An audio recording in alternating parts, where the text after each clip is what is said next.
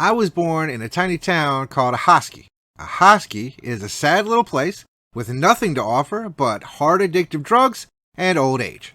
There is one semi-interesting fact about the place I was born, and that is that it's the only Ahoskie in the world. There's like 70 Springfields, 38 Arlingtons, 3 Parisises, and only one Ahoskie. But based on what I've heard, that's probably for the best. Both my parents worked full-time jobs after I was born so they could move away from the one and only Ahoskie as fast as possible. Since they were both working 5 days a week and I wasn't even in school yet, I had the misfortune of going to a daycare center most days. I didn't know any of the other kids, of course, and I was not the most social or outgoing type, so a room of little screaming strangers isn't my ideal environment. I coped the best I could. I remember they had these big building block things that I enjoyed playing with, but one day, one of the other kids, we'll call him Charlie, started to take the blocks. And not like the pieces I wasn't using. No, this kid was taking pieces off of what I was building. So I put an arm up to stop him, and Charlie grabbed my arm and bit me. And it really hurt.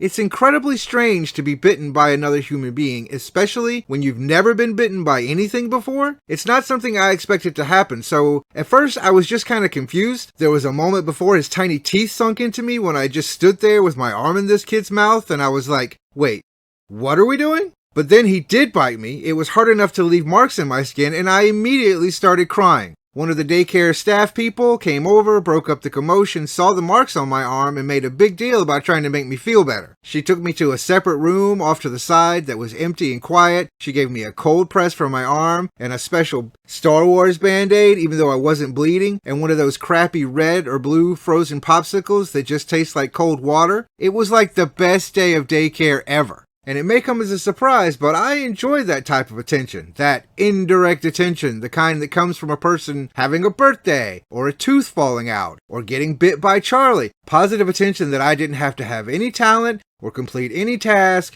or do anything at all really to obtain. Wanting more of that, the next day I set about trying to recreate the events that got me there the first time. But not really understanding why I was bitten, that boiled down to just hanging out closer to Charlie and keeping my arm in biting distance. But that didn't work. Apparently, whatever punishment he had received the day before was still fresh enough in his mind that he was no longer interested in my tender and succulent flesh. I was left with just one option if I wanted another day of water-flavored popsicles and specialty Band-Aids. I'd have to bite myself. This may have been my very first plan, and it was terrible. I went to a corner of the room that had the least amount of children, and I began trying to bite myself. I understood the process. Open mouth, insert a clump of flesh, clamp down, collect prizes, but I kept getting hung up at the clamp down step, and so I was just standing in the corner alone with my arm in my mouth. Somewhere along the way I had forgotten that the bite would hurt.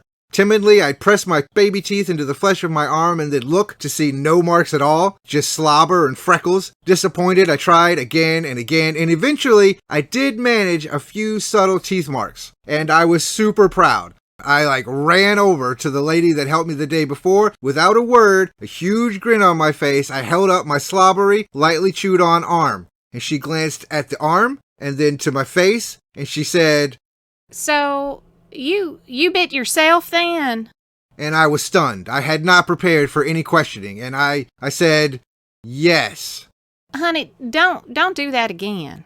No popsicle, no Band-Aid, just a soggy and slightly sore arm, so I took her advice and I didn't do it ever again. I don't know why I did it in the first place, except, who doesn't like popsicles?